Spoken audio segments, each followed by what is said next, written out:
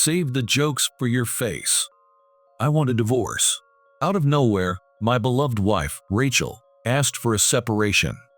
I had just told her that I was being transferred to Africa and invited her to come with me. But her response was way too harsh. In shock, I was speechless, and Rachel said something even more unbelievable. "You think I'd allow you to make such a selfish decision? I'm going to sue you for alimony." Alimony. Was getting transferred to Africa for work really that selfish? I couldn't understand. I had always tried to fulfill all of Rachel's demands, no matter how unreasonable. But now I had reached my limit. I decided to go through with the divorce, but 4 years later, an astonishing turn of events awaited me. My name is Ethan Smith, and I'm 39 years old. I've always had a complex about my face. My parents raised me telling me I was cute, but others didn't seem to think so, and I was teased a lot as a kid. As a result, I grew up very shy, especially around women. I always thought they were laughing at me in their minds when they saw my face, making it hard to talk to them. Even as I got older, my personality didn't change. I thought I would live my whole life without getting close to a woman or getting married. That's how I lived, resigned to my fate. But my life changed completely when I reconnected with a woman at my 30th reunion. My old friend, Michael, invited me to our elementary school reunion. Since I happened to have the day off, I decided to go with a light heart. The restaurant hosting the event was filled with nostalgic classmates, sharing old memories. I joined the conversations, but one classmate suddenly spoke to me. "Ethan, I heard you're working at a top-notch trading company now. Yes, being an elite does make a difference. It's just luck. I got into the company through a college recommendation." Maybe I was lucky. My classmates cheered. I work for the prestigious trading company, known by everyone. Because of my complex about my face and my extreme shyness, I threw myself into my studies. There was a time when I hated going to school because of the teasing. My father told me then, "You can't change your face, but there are plenty of things you can change in this world if you put in the effort. You've always been good at studying, Ethan. If you work hard, you can become smarter than anyone else. And then people will tease you less about your face." I believed his words and devoted myself to studying throughout my school years. Thanks to that, I was always at the top of my class in academics since elementary school. I never imagined that having this face would help me excel academically, but just as my father said, the teasing lessened when I entered middle school. Eventually, I was able to get into a prestigious national university. I didn't put much effort into job hunting, figuring any job would do. But a professor recommended me to the prestigious trading company. Before I knew it, the interview process was moving along, and I successfully joined trading company. Michael looked envious as he said, "Trading company is known for having higher salaries and great bonuses compared to other companies. And Ethan, aren't you the manager there?" Surprised at how quickly Michael had gotten the information, I nodded quietly. Seeing this, my classmates raised their voices in excitement. "That's amazing. Ethan was always smart. You must be popular with women too, right?" "No way. I've never been popular. I'm always busy with work and have no time for women. But I enjoy my job and being single isn't so bad." When I said that, everyone looked at me with pity. But then, it happened. A beautiful classmate with long hair called out to me, "Ethan, you work at Trading Company?" Everyone turned to look at her. She exclaimed in surprise. Seeing her face, I immediately knew she was Rachel. Rachel had been the class Madonna back in elementary school, always standing out. She was cute and cheerful, and very popular with the boys. Nervously, I replied, "Yeah, that's right," and Rachel covered her mouth with her hand, acting overly astonished. I was shocked. I wondered if her reaction was really that surprising, but my classmates were all enamored by Rachel's behavior. They were probably thinking she was cute. Trading Company, you must be really talented. That's amazing. Can I join you for a drink?" With that, Rachel joined our conversation, and the topic shifted to relationships. Ethan, do you have a girlfriend? No, I don't. Rachel then asked about my type and if I had any desire to get married. I wasn't interested in women at the time and didn't want to talk about relationships, so I looked for an opportunity to slip away from the group. While Rachel and my classmates were chatting, I managed to sneak away unnoticed and joined another group, talking about silly elementary school memories. Then, I heard Michael's voice behind me. Rachel wants to exchange contact information with you. Behind him was Rachel, looking shy. I had never exchanged contact information with a woman before. Awkwardly, I shared my details with her. I've wanted to talk to you since elementary school, Ethan. I'm so happy to finally get the chance. Rachel smiled sweetly. I couldn't believe Rachel wanted to talk to someone like me. I thought she was just being polite. But then Rachel added, I was always bad at studying and admired you, Ethan. But you were always studying in the classroom, so I never got the chance to talk to you. At the time, I felt like I had built walls around myself to keep from getting hurt by people's comments about my face. As a result, I didn't talk much with girls. Knowing Rachel felt this way made me genuinely happy. I'm not someone worth admiring. When I said that, Rachel shook her head firmly. Why would you say that? Ethan, you're amazing. You should have more confidence, Rachel said, sounding a bit angry. I was a bit surprised to see her react that way. Someone was actually getting angry on my behalf. Aside from my family and close friends, no one had ever cared about me like that. From that moment on, I started to be drawn to Rachel. A few days after the reunion, Rachel contacted me, asking if I wanted to grab a coffee. It was my first time messaging back and forth with a woman, and my hands shook with nervousness. Despite my nerves, I agreed to meet her. When she arrived at our meeting spot, she looked like an angel. Rachel wore a fluttery dress and looked so cute that I couldn't take my eyes off her. I didn't fully understand my feelings at the time, but I realized that being with Rachel made my heart race. We chatted about trivial things while drinking coffee and had a great time. Then, out of nowhere, Rachel started to share her personal story. You know, my parents are divorced. Because of that, I decided that I'm going to be happy no matter what. Now that I'm 30, I've started to feel a bit anxious though. After saying that, Rachel stuck out her tongue playfully. Even that gesture was incredibly cute. Rachel, I'm sure guys flock to you without you having to do anything. There's no need to worry. When Rachel heard my words, she looked at me intently.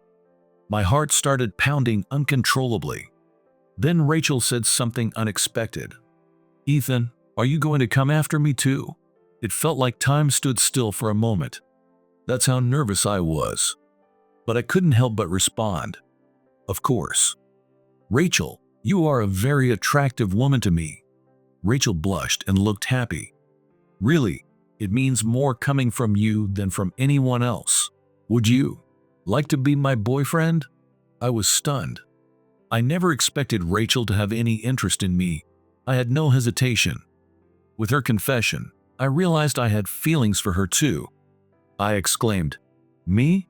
Of course, Rachel, if you'll have me. Rachel smiled brightly and held my hand. That's how I got my first girlfriend.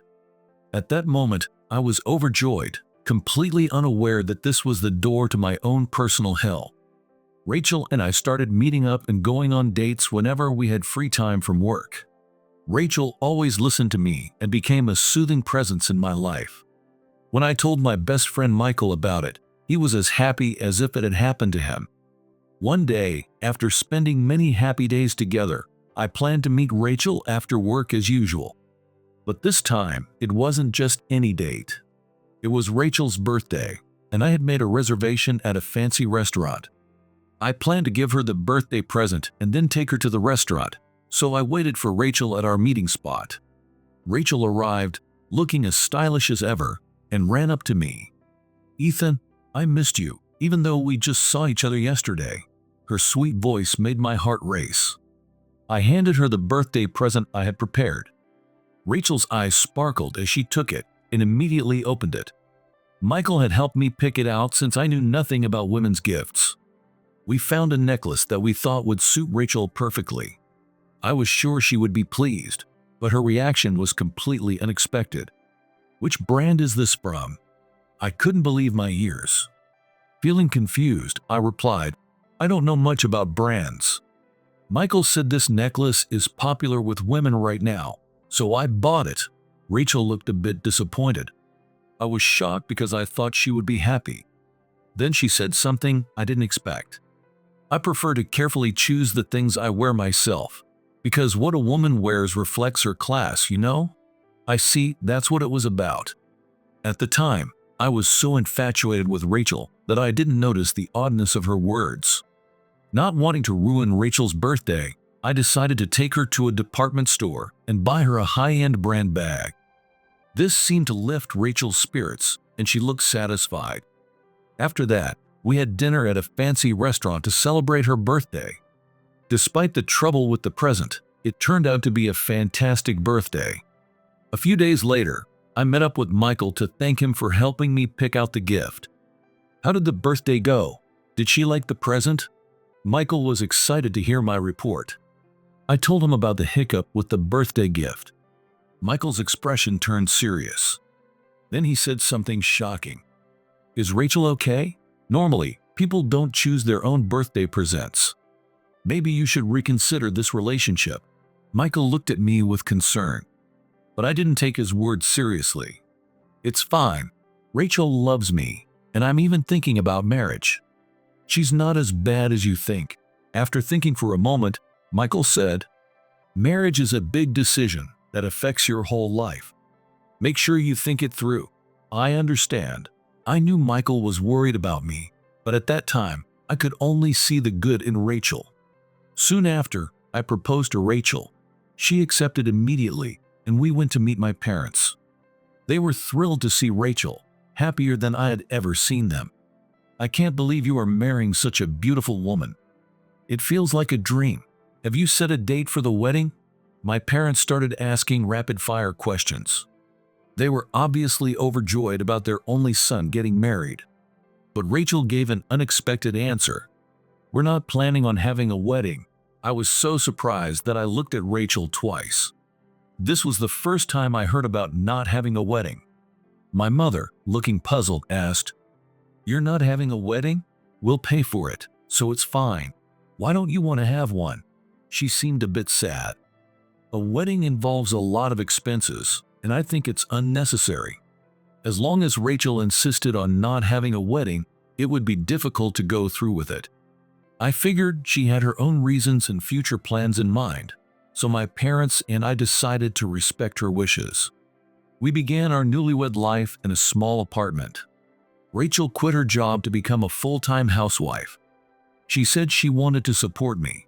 I thought we were heading towards happiness together, but that was just my illusion. Soon after we started our new life, I realized something. Rachel didn't do any housework at all. Despite having plenty of time as a housewife, when I came home from work, the place looked exactly as it did in the morning. The sink was full of dirty dishes, and laundry was piling up in the bathroom. What Rachel was actually doing was enjoying lunches with friends and then being glued to her phone when she got home. I wanted to help with the housework, but my job kept me too busy. Doing chores for two people was just too much. Our home became increasingly disorganized. Finally, a day off arrived, and I started tackling the accumulated chores one by one from the morning.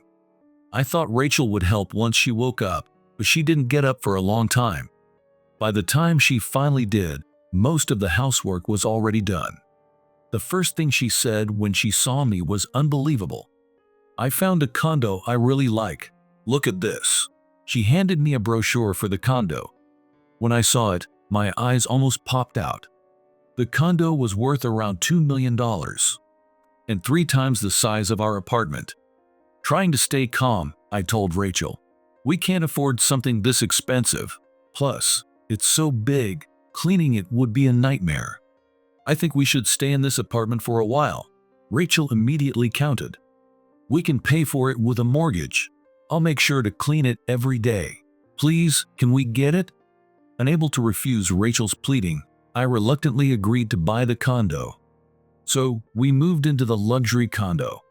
I made sure to tell Rachel, the mortgage for this place is more than double what we paid for the apartment. So we need to live frugally.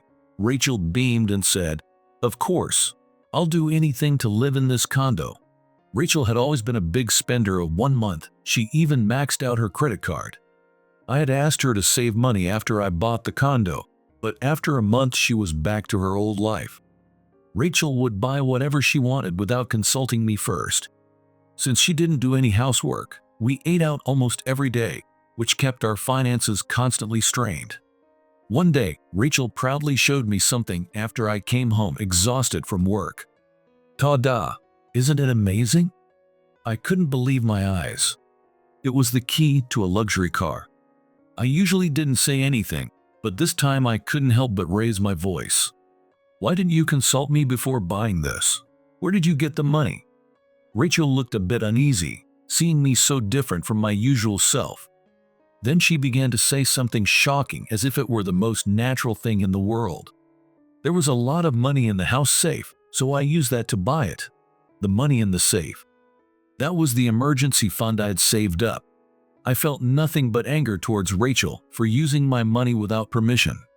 How could you just use someone else's money without asking? That was all the money we had. What are we going to do now? Rachel, in a calm tone, responded to my outburst. "Your money is mine too. I can spend it however I want. Besides, you can just earn more. You're a manager, right? That should be easy for you." I was stunned by her words, but I didn't want to argue any further, so I decided to let it go. Years passed, and I turned 35. My job was going well, and the only time I felt at peace was when I was at work.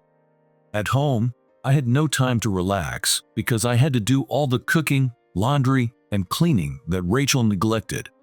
Her spending habits hadn't changed either, but I had given up on everything. I convinced myself that as long as Rachel loved me, that was enough. One day, I was informed of a transfer to Africa. I wasn't sure what to do about the condo, but I was confident that Rachel would come with me. For some reason, I felt confident about it. "I've been transferred to Africa.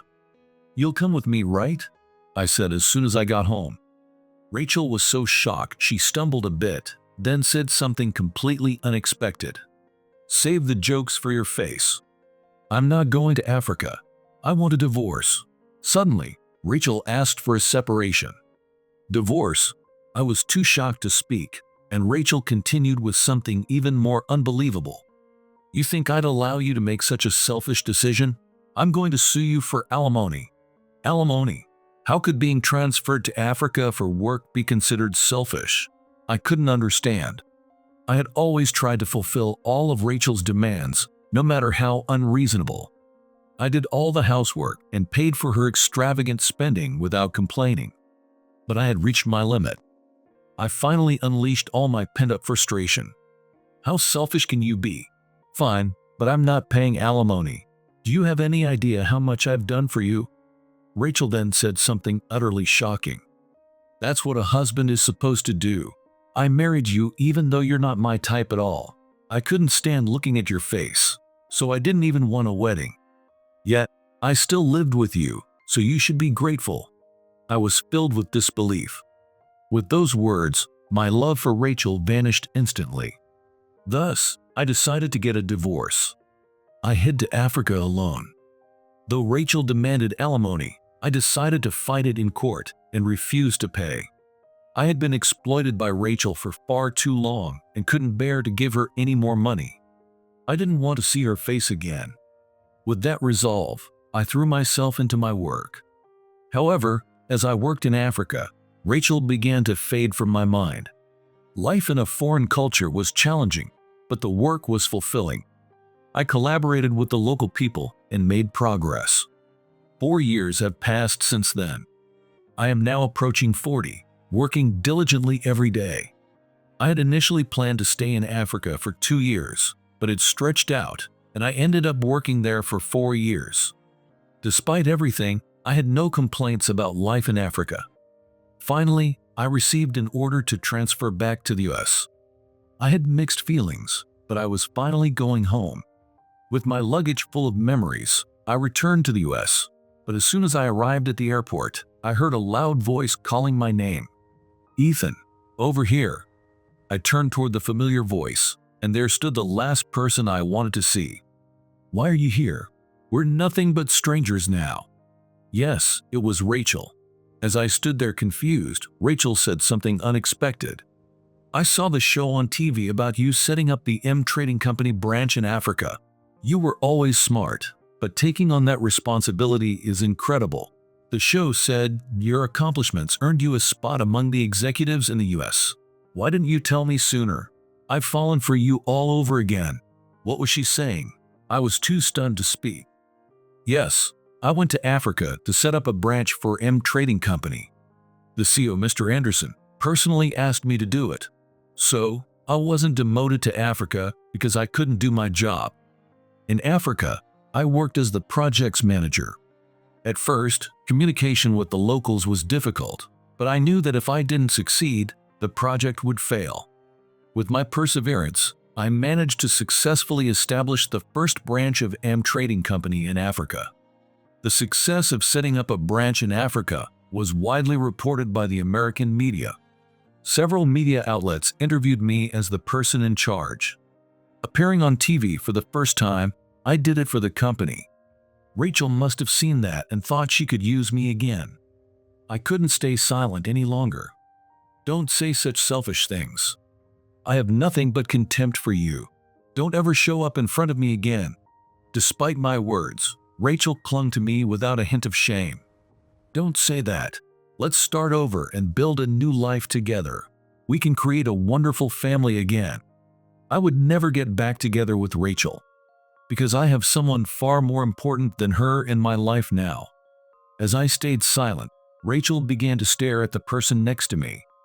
Then she shouted, "Hey, who is this woman?" The woman beside me, Kaya, started to look scared.